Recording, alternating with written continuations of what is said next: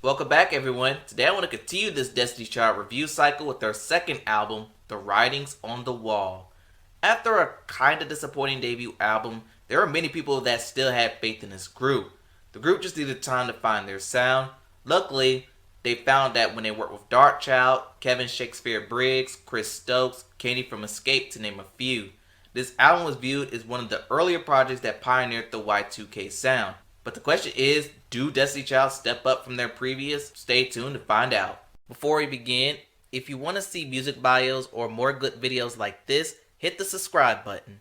Also, I've started a Patreon account. On here you get more copyrighted material and they'll be uploaded 48 hours prior to YouTube. If you want to support or visit, link is in the description. And without further ado, on to our feature presentation.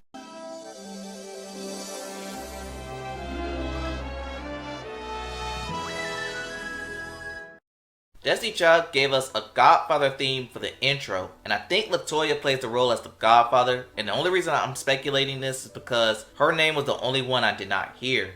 But anyway, she gathered her sisters to discuss the commandments of relationship. It's an intro, don't really have much to say about it, but it gives us our first commandment. Commandment 1, Thou shalt not hate. This is produced by Kevin Shakespeare Briggs and Candy from Escape. And this song is a flexing on the haters type song. Beyonce letting her peers know that some of you have been faking their come up, dissing them behind their backs. But I don't think Destiny Child had that many haters in her come up. But there is a part of the song that went viral on TikTok, and it comes before the final chorus. I don't think the song's bad, just wanted to like it more. Commandment 2, Thou shalt pay bills. One of the more recognizable songs on the album. It's a song where Beyonce tells us that things are going well with her man until he starts getting lazy, asking her for money, borrowing her car, raising her phone bill, so on and so forth. To the point where you wonder why she hasn't left this scrub. But the chorus states, since I've been helping you, if you don't help me, then we shouldn't be together. And this song's kind of being a hypocrite. The vibe I get is, you can't spend my money, but I can spend yours. And that's where the problem with the writing comes in. You might know a song called No Scrubs, also written by Kandi Burruss. Had a very similar content, lukewarm on that song too. And I felt like it got some of its ideas from No Scrubs. And that's what holds it back for me. Commandment 3, Thou shalt confess. In this song, Beyonce tells all. But in the second verse, she tells him that the money he had, she just spent it on a spree vacation. And then confesses on cheating. This song's a mess, production has no groove, and Missy Elliott is only used in ad-libs and production, and maybe some of the harmonies too. Couldn't give Missy a full verse, but this is another weak song worth skipping. Commandment 4, Thou shalt not bug. We have another recognizable song here. This one's a fan favorite, and I get why, mostly on a production standpoint. But reread the lyrics, it comes off a bit stalkerish. This man is blowing up their phone, pagers, AOLs, emails, and all the other millennium technologies. Not only that, he's calling their friend's house. Can't even go with the girls without trying to track them down. Kinda concerning. And again, this is not one of the worst songs on the album. So much the production can do, but the content's very icky, and again, that's what holds it back for me. Commandment 5, Thou shalt not give in to temptation. This song wasn't good at all. Beyonce's delivery comes off more melodic rap, but then she interpolates the "this old man" nursery rhyme. Oh yeah, and this song sounds very checked out. And while I think the production's fine, this was not a good performance. Another skip. Commandment 6, Thou shalt not think you got it like that. Not much to say about this one. Apparently their ex had another, but she ends up leaving him and he's calling her back, wanting to come back. But the song has strength, the bridge being the biggest one, but I do feel like the song kinda drags. I think it's a good song, just not a great one. Commandment 7, Thou shalt not leave me wondering. Fun fact, did you know the members of Immature assisted in the writing of this song? Which is also why Chris Stokes produced this. And you could tell. And thank God Immature did not try to cut this themselves. Although the bridge was kinda their ideas with the woes, the rest of the song's kinda decent. It's him ghosting the girls, and they get the funny feeling that he doesn't love them anymore. I do feel like the verses is very simplistic, but that's a nitpick. I think the song's pretty good. Commandment 8. Thou shalt know when he's got to go. The Y2K is Y2K in here. Not much to the content. It's a lady leave these cheating F-boys behind. It's a song for the ladies, not for me. Commandment 9. Thou shalt move on to the next. Ironically wanting to feature next. I'll say this, RL and Beyonce, they have good chemistry.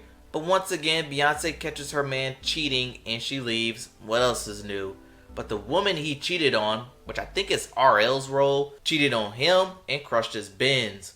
I could be missing something in the content, but it doesn't give me a good vibe. I can't go back to it. Commandment 10. Thou shalt get your party on. Now for the next two songs, I'm going to save the historical contents for the Survivor review. For this song, it's a very fun club song. And I can hear the rumors that Beyonce did this song by herself, harmonies and all. And that's the lone drawback I have from this song, if it's true. But all in all, good song, crowd pleaser, definitely worth revisiting. Commandment 11. Thou shalt say my name. Another recognizable song from this era. A song that's messy in its aftermath as it is itself. It's the girls not believing that their man ain't loyal. From assumptions, he loves them, but he's very short on detail. He only gives one-word answers. It gives a sign of insecurity, and even if Darkchild's production's decent, the girl's insecurities is concerning. And oh yeah, and that Kobe Bryant version makes this song worse than it already is. Commandment 12. Thou shalt know she can't love you. I saw the title and quickly reminded of the Jagged Edge, He Can't Love You. Gotta love the irony between these two groups. But once again, the girls are jealous of their ex's new flame and tells them that you're wasting their time. Just like me listening to this song. What a way to waste great vocal performances and decent production. Commandment 13. If thou can wait, thou shalt stay. This is a slow jam where on the outside it looks like I could get on board, but then you look at the content, and throughout this album I've given the girls a small pass with the age critique that you heard in there first, and this is the only one where this age excuse doesn't get a pass. The girls doesn't want their partners to hang out with the boys but stay with me for a little longer, even offering sex. And let me just say this, having sex with your man so he could stay is just wrong. Men or women, vice versa. Anyway, even if the vocals are fine, the girls once again too young to sell this type of content, but they're better off selling Commandment 14. Thou shalt cherish life. The best song on the album, written by the legendary Jody Watley. One of the reasons why I like this song is because Latavia finally got a chance to shine. And then the next reason why I liked it is the storytelling.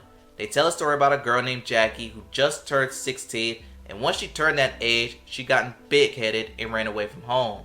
She then met a man who was set to fulfill every destiny she may have. She had a baby. The message of this song, don't fall in love too fast, cherish life. I think it's a great song, and for the girls' ages, a perfect message for their audience. This served as the second tribute to Andretta Tillman, and I'll say this, Beyonce is doing the most with this cover, but it's an acapella song. I'm a sucker for harmonies. I'm okay with this. And that concludes this album review. This one was very rough to go through. Throughout this album, they often highlight suspected infidelity, jealousy, content that really irks me.